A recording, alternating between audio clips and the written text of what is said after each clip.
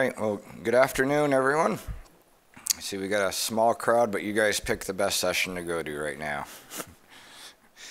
All right, so, my name is Jim Boykin. I'm the CEO and founder of Internet Marketing Ninjas. I started my company out in 1999, so I've been in this business for more than 15 years.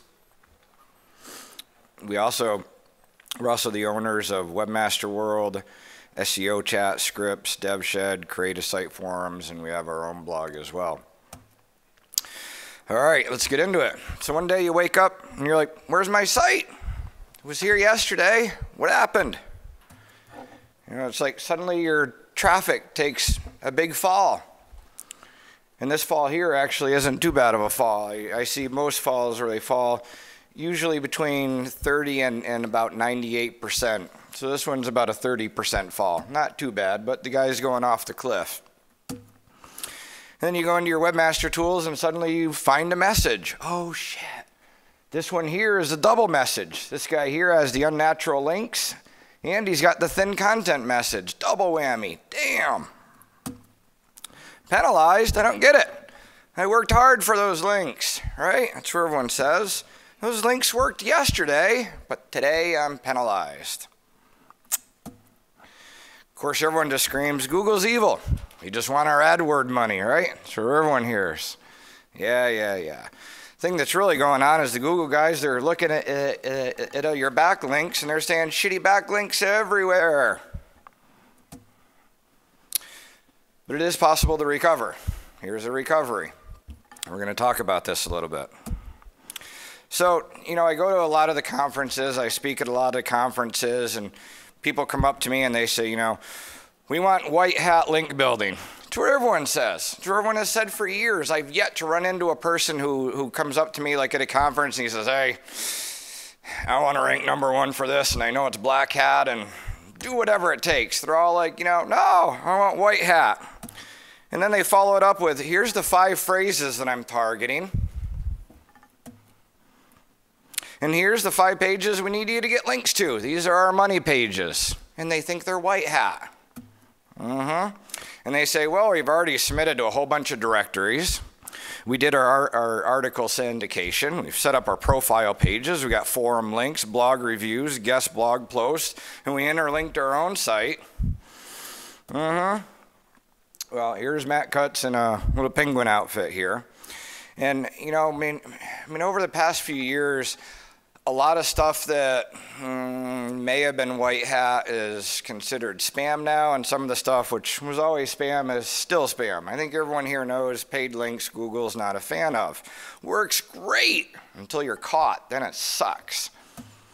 Reciprocal linking, years ago, you linked to me, I linked to you, spam. This presentation as well is online. And these links for spam are actual links. So if you don't believe a few of these, go in and click on the links. They're all referenced. Blog comment links, spam. Forum profile links, spam. Newspaper ads, spam. The article syndication sites, spam. Designed by credit links, spam. Press releases, spam. Social bookmarking links, spam. Getting listed in directories, spam. Widget links, spam. Infographics, spam. Guest blogging, spam. Shit, you're like, what's left, Jim? This was all the stuff that we used to do. Well, I'll cover some of the good stuff later. But if you've been doing these or any one of these excessively, you're at a higher risk. You're playing with fire. And if you ever mixed in these methods with exact match anchor text for commercial phrases, you're at a higher risk. I understand you all want to rank for the money phrases. And it's all about, if you want to be #1 for blue widgets, you need other people to link to your site with blue widgets. And for years, that was the trick. You wanted to rank for that. Ask everyone to link to you with these phrases, and it worked. And like I said earlier, it still works, but it sucks when you're caught. So many people say, well, links as a measurement, that's fading out. Google's really smart and they're looking at things like social signals and usability and click-through rate, and that link stuff really isn't too important. Bullshit. It is the biggest part of the equation today. Hey, there's so many people like, I don't want to talk about links. It's just too dangerous. I don't want to do this. I'll play with social and I'll make the site better and I'll do all the safe things. And it's like, links as a measurement are not going away. Here's a quote from Matt Cutts from February of this year. And he says, it turns out that backlinks, even though there's some noise and there's certainly a lot of spam, for the most part, are still a really, really big win in terms of quality for search results. So as much as people want to ignore it and pretend that it's not there and are afraid to do it, it is still the biggest signal. You need links. So what does Google consider a link scheme? Well, there's a whole bunch of stuff. I gave a link to it here. There's a couple of these things I'm going to point out. So of course, buying or selling links that pass PageRank. This includes exchanging money for links or posts that contain links, exchanging goods or services for links, or sending someone a free product in exchange for them writing about and including the link. It's actually interesting. It was years ago, I wrote a blog post about giving away some hot fudge, because Google says that if you give someone a product and you say, I want you to review this, that if you give them the product and they keep it, then they have to no-follow the link that goes to you. But if you give them the product and they review it and then they return the product, well, then they can follow the link, because you're not really giving them anything. Well, I had this client that used to sell hot fudge. It came in these little, like, 10-ounce containers. So I did this blog post and I wrote, about Matt. And I said, well, what am I supposed to do? Am I supposed to mail these people the hot fudge? Say, take a spoonful, test it out, try it, write about it, and then send the rest of the jar back to me. Right, like that's going to happen. All right, so more items. The excessive link exchanges and the partner pages is bad. Large-scale article marketing or guest posting campaigns with keyword-rich anchor text links. That's the key. So you using anything that's an automated program or services to create links. I'm sure you guys are all aware of this. In creating links that weren't editorially placed or vouched for by the site's owner or pages, or otherwise known as unnatural links, can be considered a violation of our guidelines. Links with optimized anchor text in articles or press release distributed on other sites. This is the example straight from Google. That example, there are many wedding rings that are on the market. If you want to have a wedding, you have to pick the best ring. You also need to buy flowers and a wedding dress. And I've done things like this in the past. I'm no clean white hat. I'm an SEO. And for years, it was the game of ranking high in Google. So don't feel as if I'm being like, you guys shouldn't have ever done that. Bullshit, I did it too because people paid me to rank. But I got hit in 2008, and so I had to figure out, well, I can't do this anymore. So how do I do things that are naturally? And I'll talk about that. But if you wanted to rank for years, that's what you had to do. More spam stuff is low quality directories or bookmark site links. No one ever uses that stuff. No one even uses DMOZ anymore even. Keyword rich or hidden low quality links embedded in widgets that are distributed across various sites. For example, we have our page counter and underneath it, car insurance. Forum comments with optimized links in the post or in the signature. Again, another Google example. We all did this stuff. Can't do it anymore though. So, for years I used to listen to Matt Cutts and the Google people all say things like, you need to create a great site, we'll rank it. But it's all about the user and create a great site. And we all used to kind of laugh and walk away and be like, yeah, it's really all about links. Google says whatever, but we all know it's all about links. Well, now we've kind of crossed the tipping point. So now all of the stuff that Google says, I listen to a lot more and take more seriously, whereas years ago I didn't. So here's a quote from Google where they say, the best way to get other sites to create high quality relevant links to yours is to create unique relevant content that can naturally gain the popularity in the internet community. Creating good content pays off. Yada, yada, yada. It's true now. All right, this is enough of the bad stuff. He was like, all right, so what are good links? What are the bad links? All right, so I personally have done more reconsideration requests than I think anyone in the entire world. I shit you not.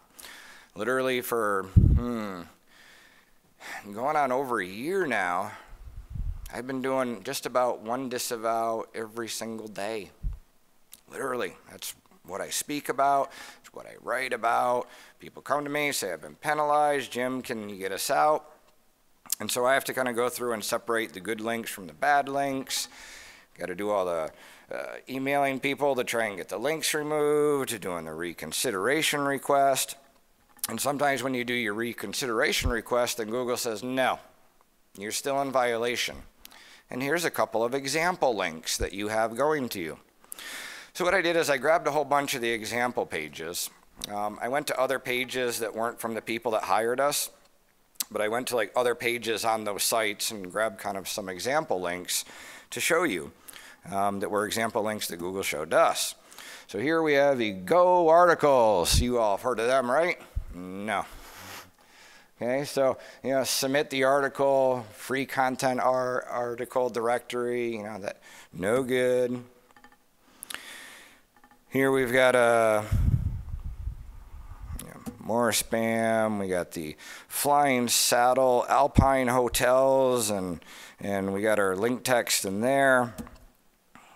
Here we have more links in the middle of content, kind of not really the best content at all. You can tell the keyword-rich links. You know, there's so many people like, Google doesn't know if we bought those or not. Google doesn't know if they're not natural.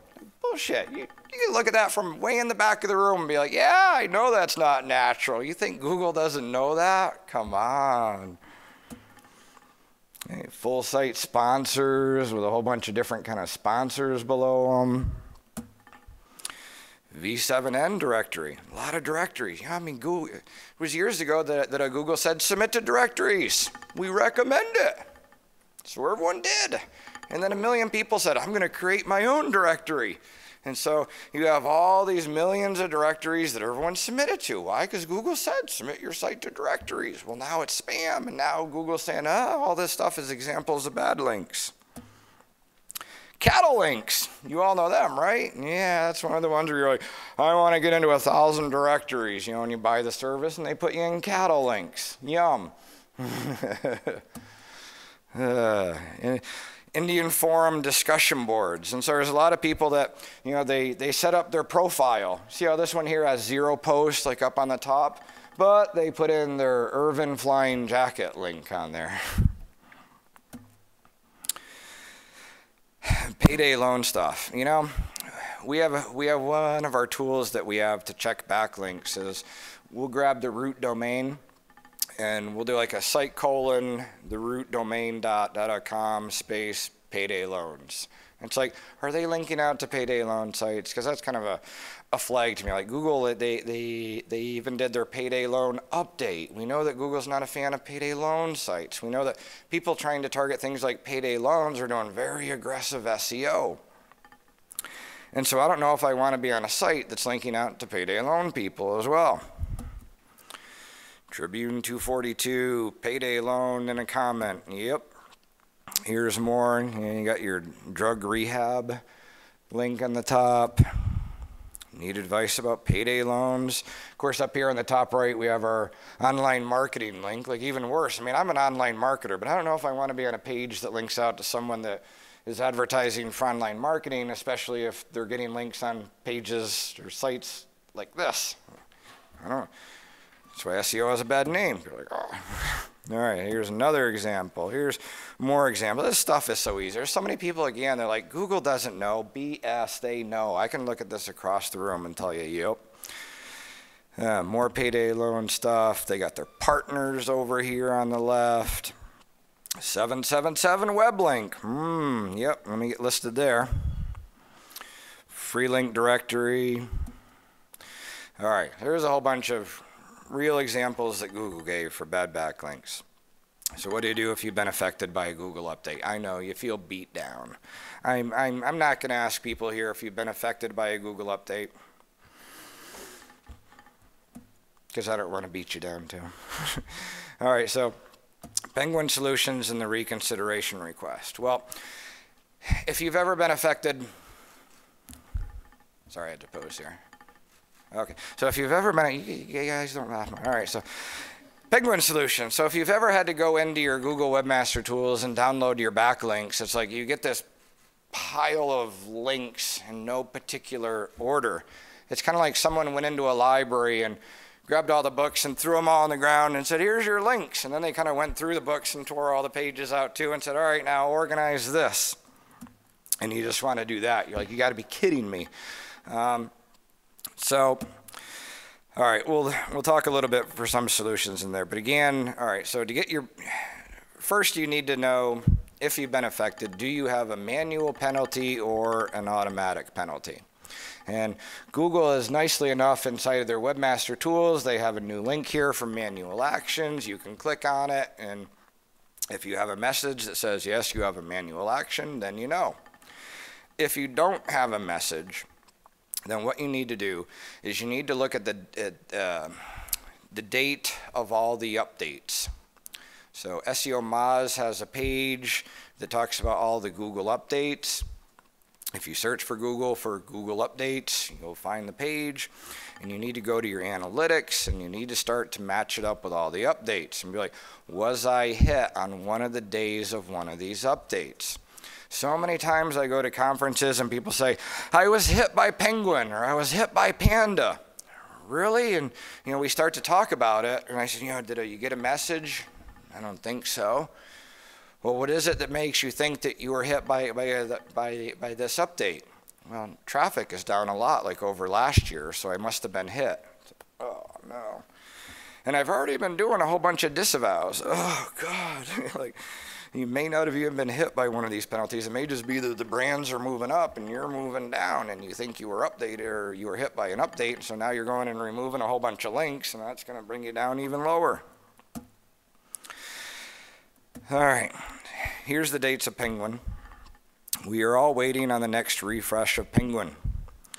The last one was on October 4th, 2013. Google kind of said, all right, we're gonna do a Penguin refresh roughly every 6 months. We're at 10 months.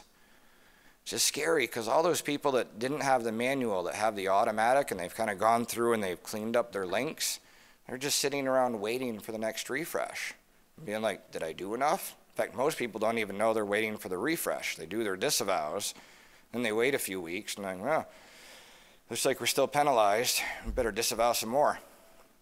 So then the next month, they're like, well, traffic's still down. We better disavow some more. And then you just keep disavowing. And it's like, no, there hasn't been an update yet. Don't do that if you have an automatic.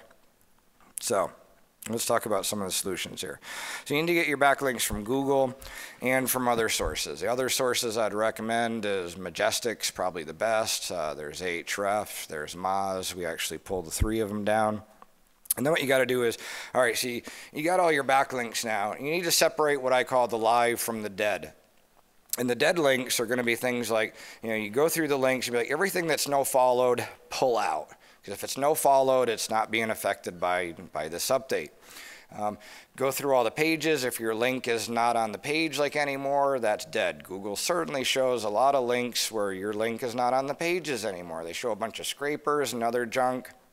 Pages are 404'd, errored, your link's not there, goes through a 301 redirect. We basically find that roughly half of the links that Google shows you are what I would consider dead.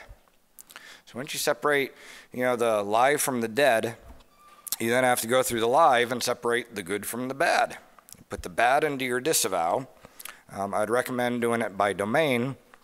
And then if you have an automatic penalty, you need to wait until the next Google refresh. If you have a manual penalty, then you need to submit the reconsideration request. All right, so here's how to find your backlinks in Google. In Webmaster Tools, go to Links to your site, click on Download Latest Links.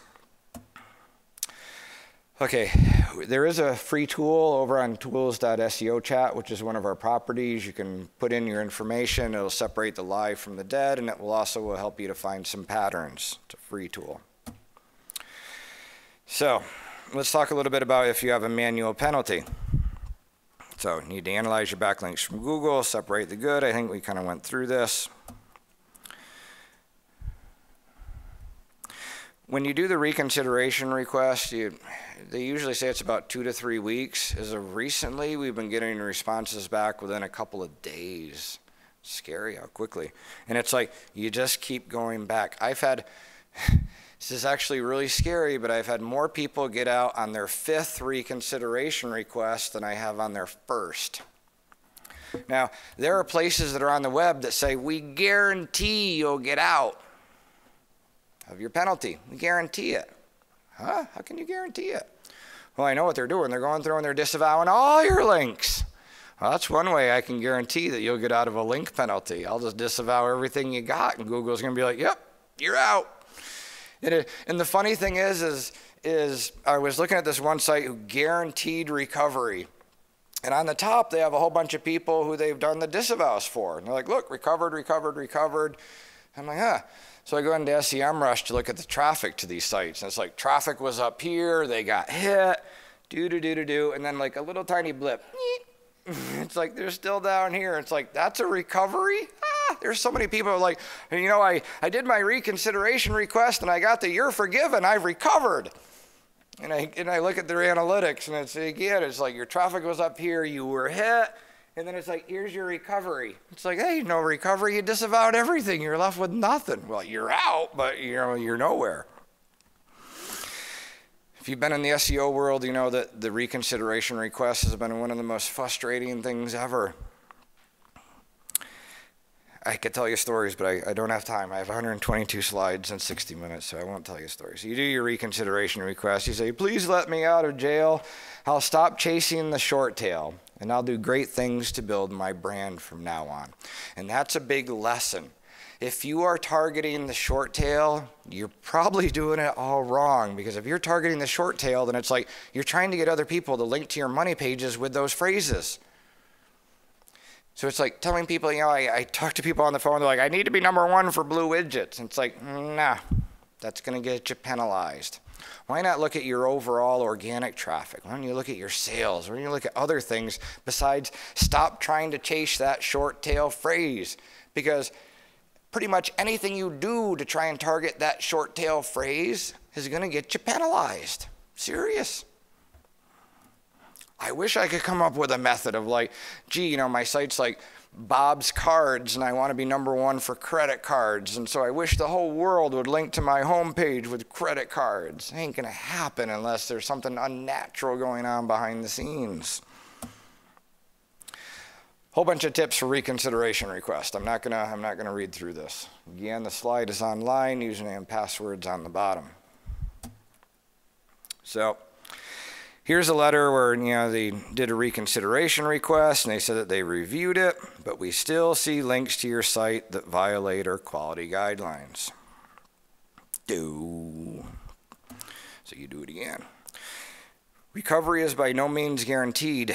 In fact, of the people who got into trouble, who go through the trouble to remove many links and create disavow files, only 15% of people claim to have seen any benefit using the disavow tool. Now, this is pretty scary. This is off of Search Engine Roundtable. And a lot of those people are probably just waiting for the next refresh. So they're like, well, don't know what's going on. And then I tell you, those people that are waiting for 10 months for the refresh, for those that had the automatic penalties, imagine if they don't get out then. And it's like, fuck, I gotta wait another 6 to 10 months for the next refresh?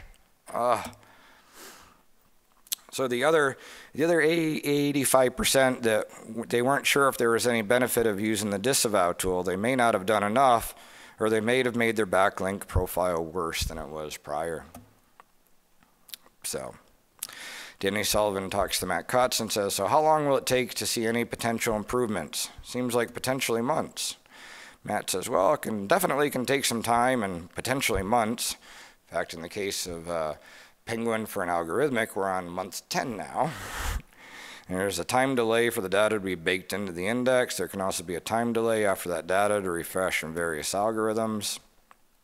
And again, here's Matt Cutts at the beginning where he says, if you use the disavow tool, it could potentially harm your site's performance within the search results. We recommend that you use the disavow backlinks only if you believe you have a considerable number of spammy or artificial or low quality links pointing to your site, and if you're confident that the links are causing an issue for you. That's what he said at first when the tool came out.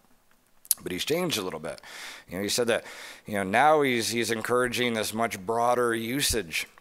He has a video where he talks about proactively disavowing the bad links as they come in. And he has another where he mentioned how a large company disavowed 100% of their backlinks that came in for an entire year. The idea of proactively monitoring your backlinks is quickly becoming mainstream. Who here monitors their backlinks? One guy. Rock on. You're doing good. The rest of you guys, you're going to start out to monitor your backlinks after you get hit. You're going to be like, fuck. And it's always, the competitor's doing it to me. I didn't do that. I've done a proactive disavow for our site. I go through my backlinks for ninjas, and I look at them, and I'm like, someone must be trying to penalize me or so. I didn't get those backlinks, and who knows? But I don't need to worry about it anymore because I monitor them. When I see the crap come in, I submit it to the disavow. Doesn't harm my rankings because I know the good from the bad and the crap. And I don't worry about it. Competitors can. Christ, there are companies that every single week they're monitoring their backlinks and updating their disavow.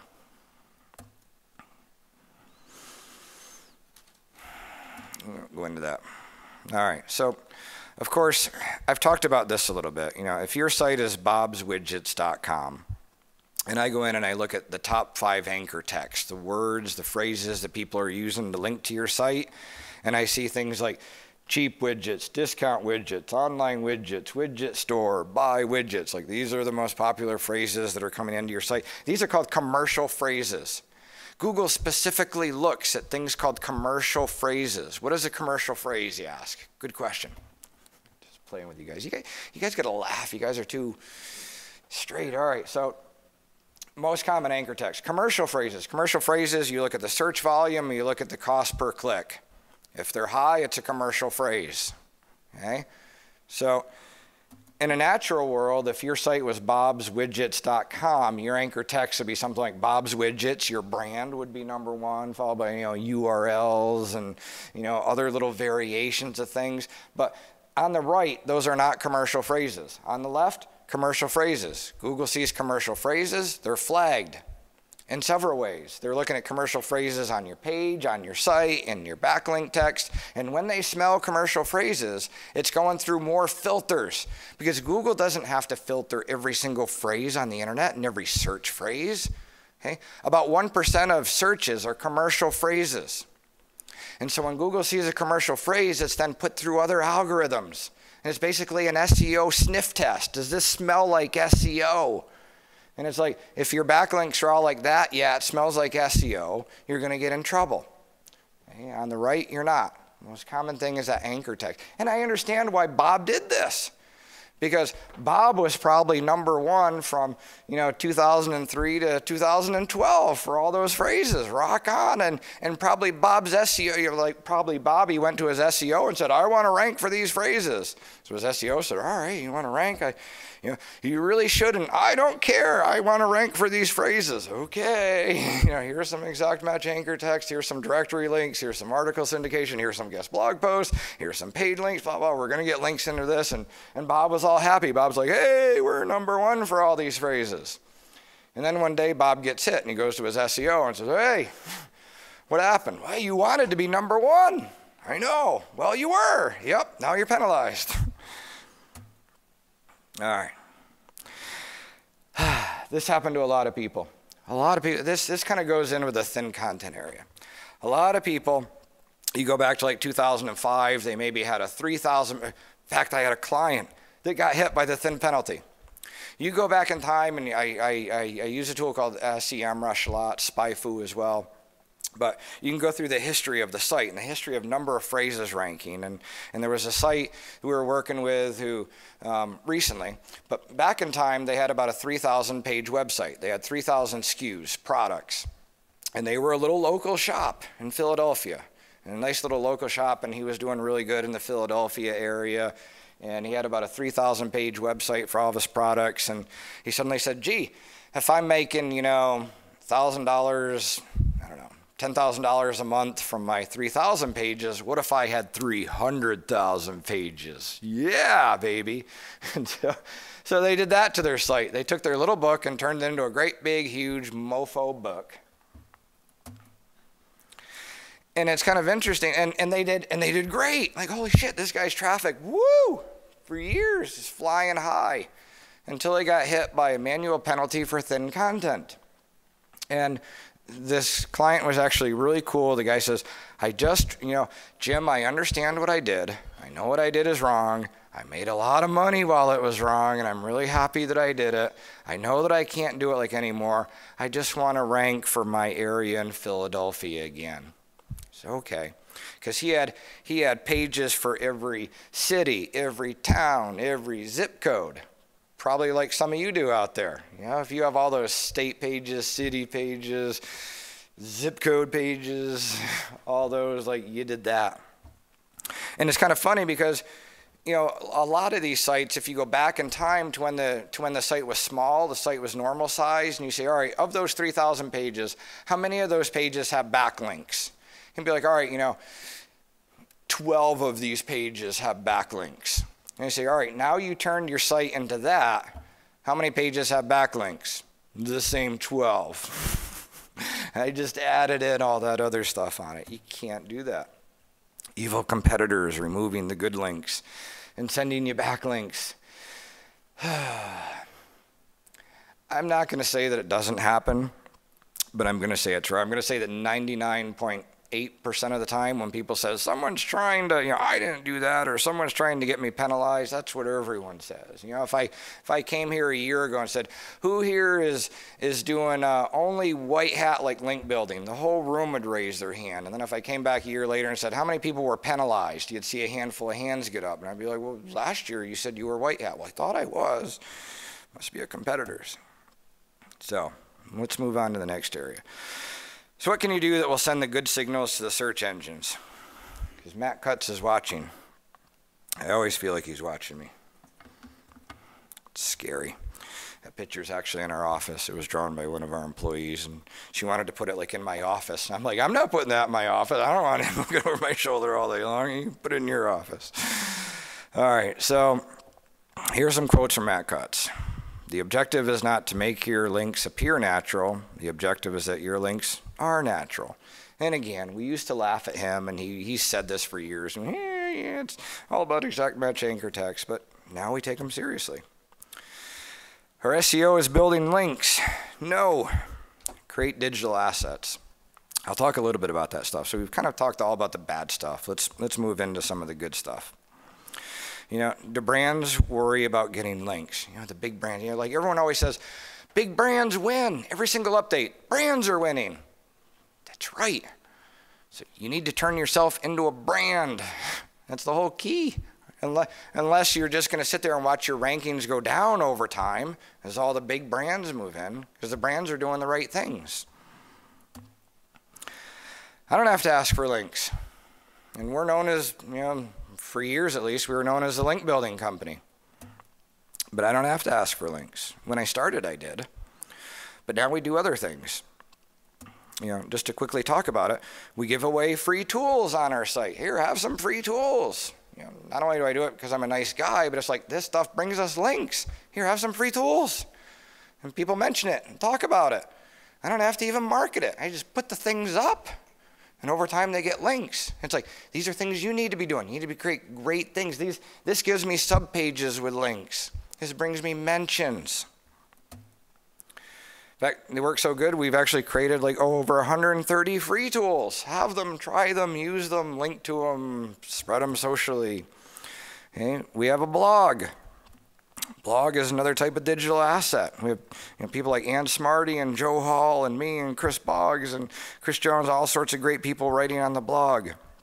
We do guides and how-tos. We have publications. We give away free ebooks. Give away something. They bring you a link.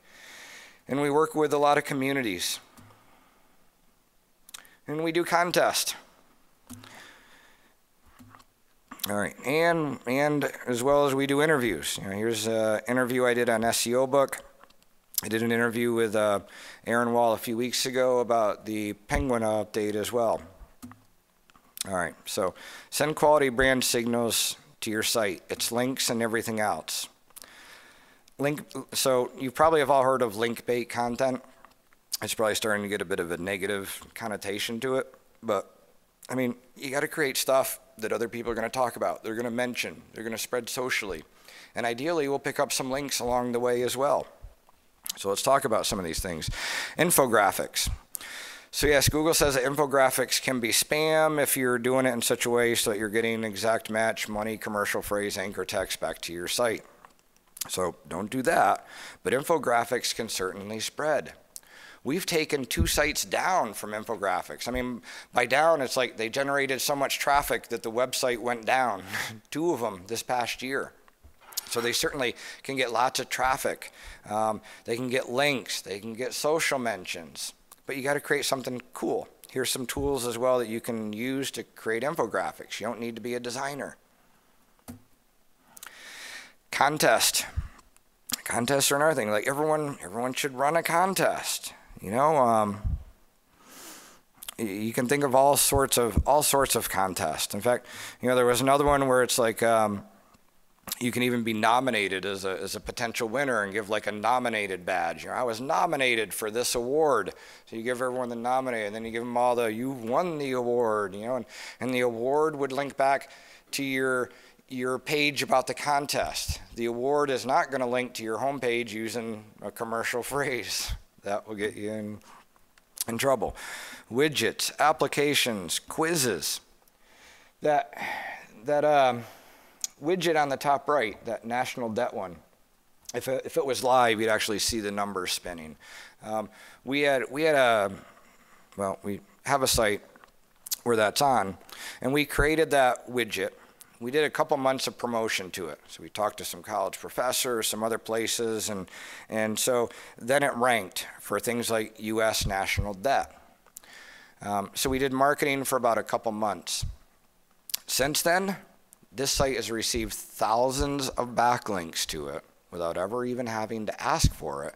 We have links from govs, we have links from senators, people running for Congress, like famous people like put this widget on their site. The numbers are scrolling. In fact, the scariest thing is when we started that national debt, it was actually 9 million, and we had to fix it to put in another number. But that's a whole other story about our national debt. But the moral of this is we built something. It was cool. We did a little bit of marketing of it. It got ranked, and now people find it and link to it all the time for free. I don't even have to ask them. We just gain these links. We did the ninja apocalypse. Will you survive? Here's a quiz. Which Greek god are you? This is a quiz we created for a client. Started out with here. You go through a whole bunch of questions. And at the end, you get, I'm most like the Greek goddess Aphrodite. It was just random going through the quiz. I don't know if I'm really like Aphrodite. But in any case, this is like at the end of the quiz, here's the result page. And you see how easy it is to share the results on Facebook? Like you take the quiz, you're like, oh, I want to show my friends I'm like Aphrodite. Share. Okay? And with the share, there's actually a piece missing on the bottom here. On the very bottom, it should also say take the quiz. Right here. Take the quiz.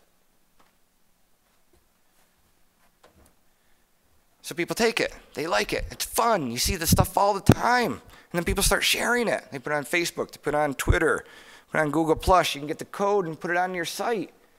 That pin and tumble is for the image. The image links to the quiz. So people put this on their Pinterest. And it says, you know, I'm like most goddess, Greek goddess Aphrodite, and on the bottom it says, take the quiz. People are like, oh, what's this? And they click on it and take it. And then they post what they are. I'm Hercules or whatever. It's like, this stuff spreads. And it's natural. And it brings you links and social mentions. Creating guides and learning materials. I showed a few examples from us. You know, I've seen books. There was a book that I was handed for this conference from Sean, and it was something like a guide to speaking at conferences. And I don't know if anyone else here got it, but it was, I don't know, like a 15-page book. Letters are real big. Like he could have written it probably on a sheet of paper about that long, but now it's a book. You know, you have big font, pictures, hardcover, well, you know, real cover on it, and you can turn anything into a book. In fact, it doesn't even have to be a real book. You can create covers for free, actually, and be like, it's a book, but it's an e-download. All right, so here's a bunch of other ideas of things to write about as well. There's so many people like, I've got a boring topic, you know, BS, you know, interviews, videos, how-tos, histories, famous advice. There's a whole bunch of stuff. I tell you, if you think you have a boring topic, come find me later. We'll have a few beers, and I'll start to ramble off a whole bunch of things that you could write about. In-depth articles. Not a lot of people know about these in-depth articles. This is actually a schema code. So if you write a long article and you have a picture in it and you have an author for it, you can add this schema code to make it an in-depth article. You can get the schema code to create this if you go to tools.seochat.com or freetools.webmasterworld.com. We have a section of schema tools, and one of them is for the in-depth articles. If you have a writer or a blogger for your site, you know, have them write something a bit longer, put the schema code on it. Now your writer is an in-depth article writer. Google on the authorship has taken away the pictures, but on the in-depth articles, they're still there. So create the in-depth articles. Link bait titles. Here's 3 cool tools to help you create titles. You know, you can create a title that says like, you know, here's a summary of Jim's talk at Affiliate Summit. But if you say, most mind-blowing presentation I've seen all year, you know, more people are going to click on it. So if you write about it, you know, most mind-blowing okay. So tools to help you with link bait. All right, I've got a whole bunch of tools for you guys. I love tools. You guys love tools. These aren't my tools. These are other people's tools. But here's some tools that you can use to help you with link bait as well. I'm going to move on here. Again, the presentation's all online. Awards and badges. Google gives awards. I'm an analytics certified partner. You know, whatever you are, you have certified partners or have other awards. Here's that nominated one. So yeah, you can even be nominated for an award. Come up with awards, give away awards. People love awards. Infographics. I think we covered that one. Tools to create infographics. I think I'm hitting a repeat here. The future. Okay, so let's talk a little bit about the future. All right. I know that I've harped on links are still the biggest factor because so many people, they want to be blind to it. You know, links are going away. Links are becoming less of a value. Well, if you're trying to rank your site, you know, and you do this, yeah, I'm going to kick your ass because I'm going to do something to get links to my site by creating cool things to it. But that being said, Google is trying to change. Google's trying to give everyone a vote because the way that it works now is, you know, the biggest thing being links. That in order to vote, you have to have a website where you can link out to someone. But the problem is 99% of the population does not own a website where they can vote. So Google's trying to change this to give everyone the ability to vote. So, you know how everyone, we look at this and we say, all right, nice link graph. This is what we used to think, you know, when we'd look at these charts. All right, here's the link graph. Part of how we're starting to think about this now is this could be a people graph, how people are connected. Okay? And Google's using all sorts of other things. You know, Bing has a direct relationship with Facebook and Twitter. Google, if you're wondering what signals they can get from social, they can get hardly anything from Facebook. If you're doing Facebook thinking it's going to help your Google, it's really not going to help much. There's hardly anything that Google can really get from Facebook. But Google's scraping everything from Twitter. So anything going on in Twitter, Google's grabbing. Anything, of course, going on in Google+, Google is getting. So again, it's connections between people is what we're thinking about now. Cool slide in the middle of it here. Author rank. So authorship to me is part of the future. It's not just the Google author tag. So many people are like, oh, authorship's going away. Google's making some changes. No one's really into Google Plus and authorship, some authorship. Yeah. And it's like they don't understand that what Google's been doing and what they've been doing for years is they're crawling the web. They're going from page to page to page across the web. They're also looking to see if any of the pages that they hit that they can assign to a person. And so they're looking for these things called keys.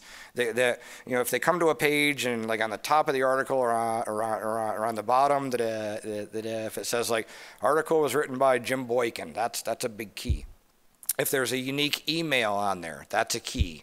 If there's the meta author tag, that's a key.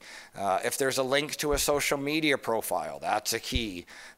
If there is a link to a Google Plus profile, that's a really big key as well. But it's like they're finding these things anyways. And when they come across the page and they say, we believe that this page was written by Bob Smith, this page goes into an author index at Google. And there's a new equation that's run off of everything within that author index.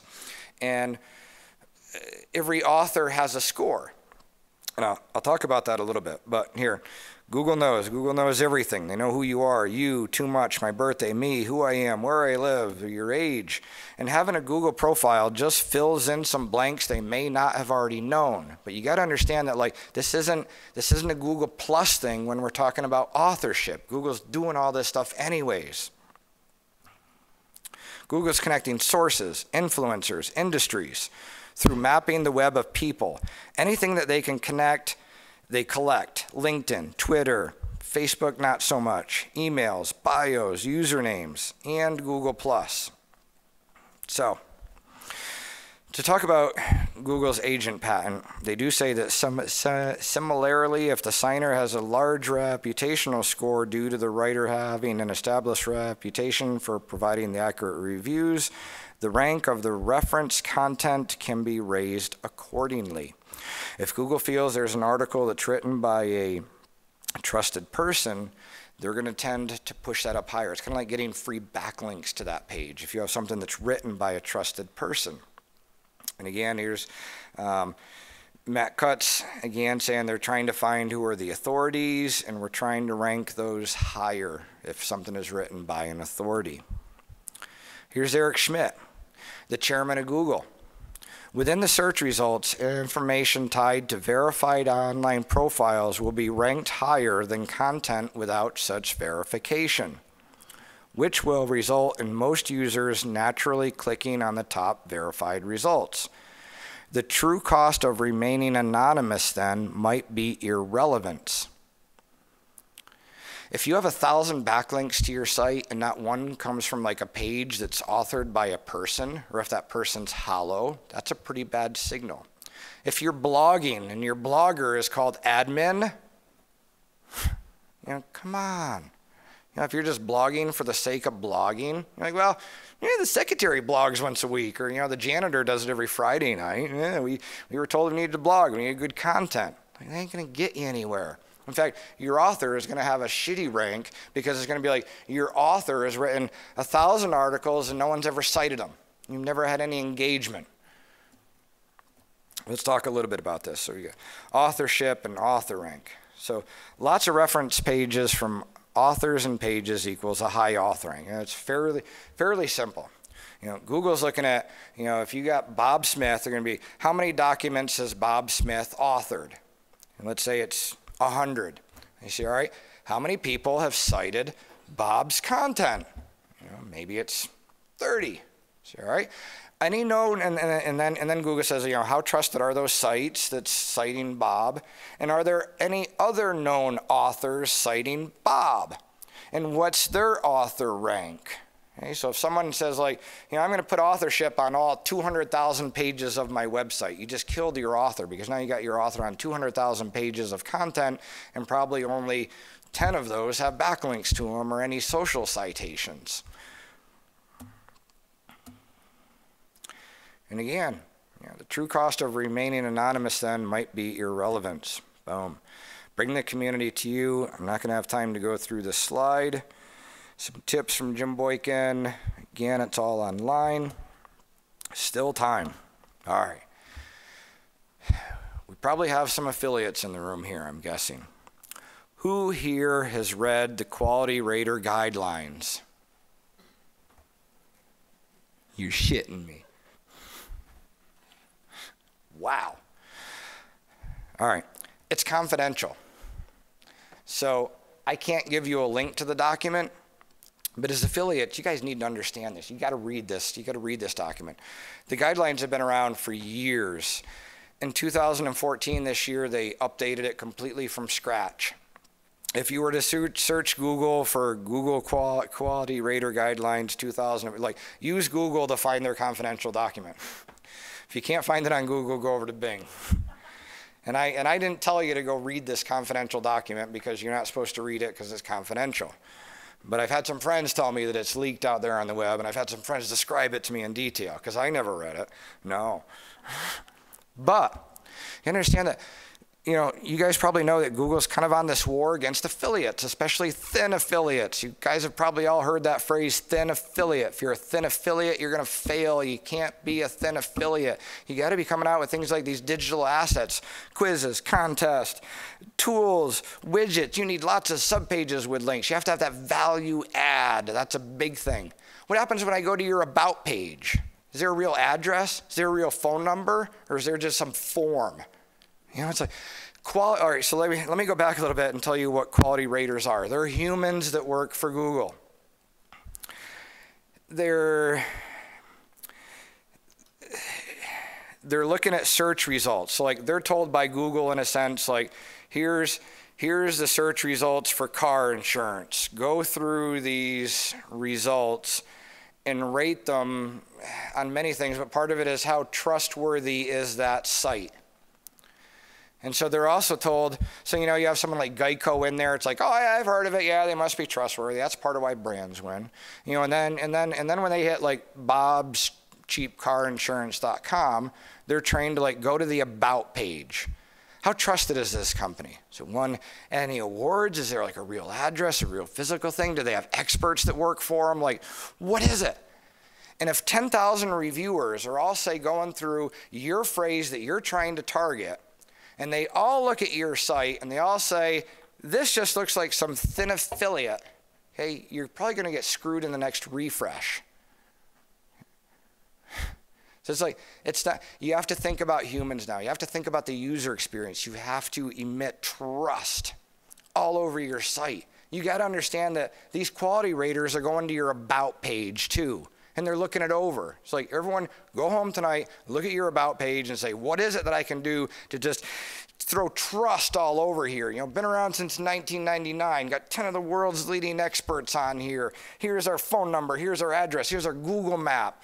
We've been doing this, blah, blah, emit trust all over that, because the day a human goes there and they look at it and they're like, this is just some thin affiliate. No value add here. You might be in trouble the next time there's a refresh. All right, so I think I have 6 minutes left. Let's jump into any questions. Anyone have any questions for me out there? Yes. Yeah. So with the penalty removals for link-based spam penalties on Penguin or manual reviews, I know that the previous best practice was to actually go to those sites and ask them to remove the links. Is that still relevant, or is the disavowal kind of? Good question. All right, let me start with Google recommends you write to all those people to get the links removed. There's two kind of major penalties. There's the automatic, which means on one of the days of Penguin, suddenly your traffic went down majorly. If that happened and you go into your Webmaster Tools and there's no message about a manual penalty, that means you got an automatic. If you go into your Webmaster Tools and you see, yes, you have a manual penalty. If you have a manual, the one big difference is with a manual penalty, you have to write to Google.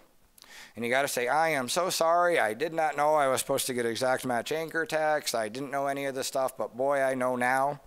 And part of that reconsideration request is you got to like prove it to the human who's going to review it. And part of that proving it to the human is saying, you know, I also wrote to, you know, 5,000 websites and asked them to remove the email. In fact, we actually create a Google spreadsheet for them. It says, here's all the sites, here's all the emails, here's the date we emailed them the first time, here's the date we emailed them the second time, here's the date we emailed them the third time. And out of those 5,000 people, these two removed the links. And this one asked for 20 bucks to remove it, but I wasn't going to pay him, so I just included it in the disavow. So that the human on the other end says, all right, they tried to get the links removed. I mean, they know hardly anyone's going to remove these links. But for a manual, yes, because you need to kind of prove you've gone through all that trouble. For an automatic, you're trying to beat the algorithm. And so, you know, I did an interview as well. You should check out an interview that I did with John Mueller from Google.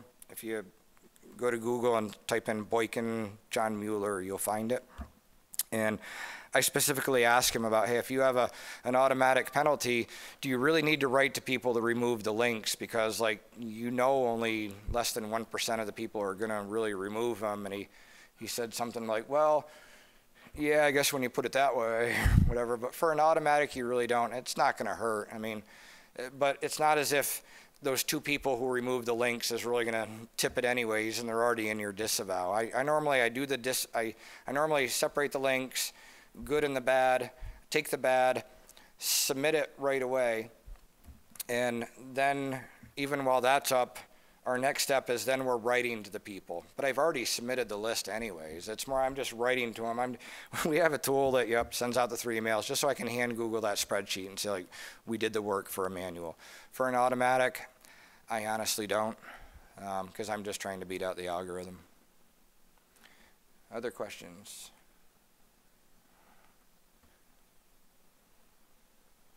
Last chance. All right. Thank you guys very much. Appreciate your time. Thanks for coming.